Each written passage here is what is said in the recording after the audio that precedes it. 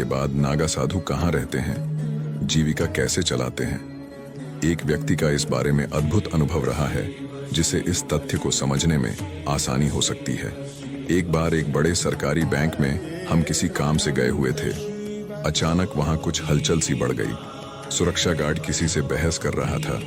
फिर बैंक में दो बिल्कुल फक्कड़ से दिख रहे सन्यासी घुस गए। गार्ड उन्हें अंदर आने नहीं दे रहा था।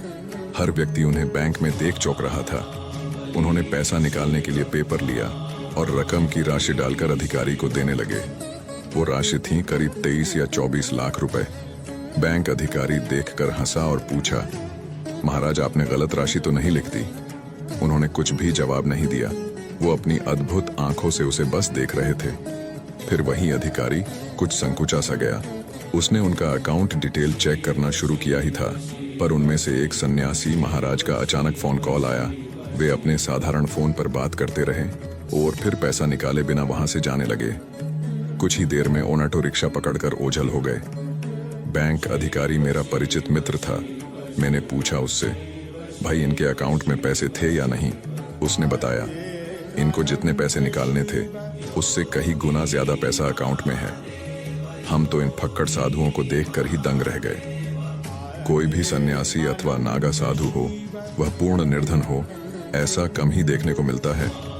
सन्यासी को अपना जीवन यापन भिक्षा मांगकर ही करना होता है। दान के पैसों का खुद पर उपयोग कभी नहीं कर सकते। नागा सन्यासी अपने मठ मंदिरों की रक्षा और संचालन का कार्य भी दान के पैसों से ही करते हैं।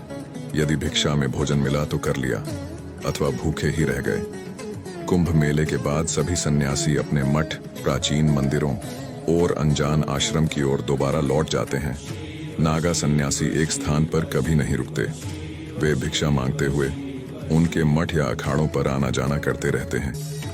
नागा सन्यासी एकांत स्थान में रहना पसंद करते हैं, विशेषकर नदियों के किनारे, जैसे मध्य प्रदेश में नर्मदा के किनारे, महाराष्ट्र में गोदावरी, गुजरात और राजस्थान के सुनसान स्थानों पर, और उत्तराखंड यूपी के जंगलों में नदियों की धाराओं के किनारे।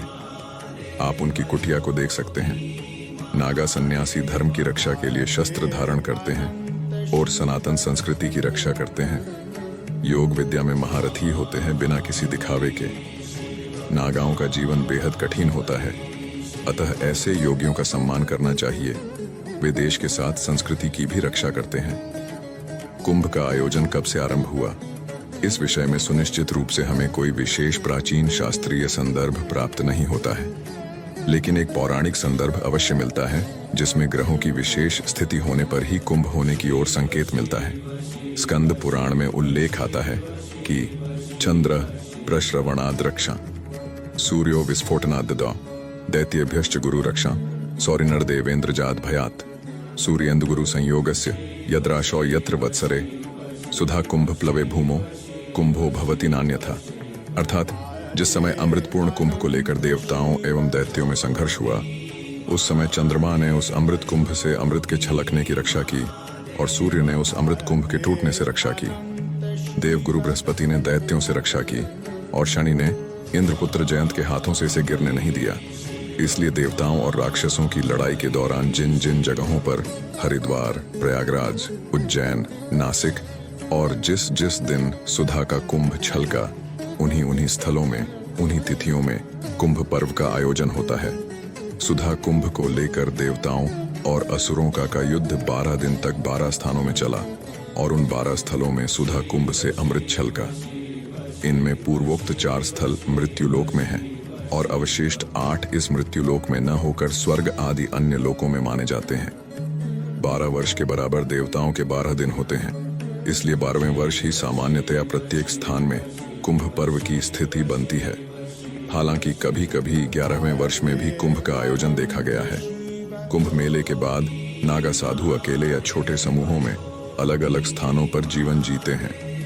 वे अकेले हो सकते हैं या किसी नागा अखाड़े, एक प्रकार की साधु संगठन के सदस्य हो सकते हैं।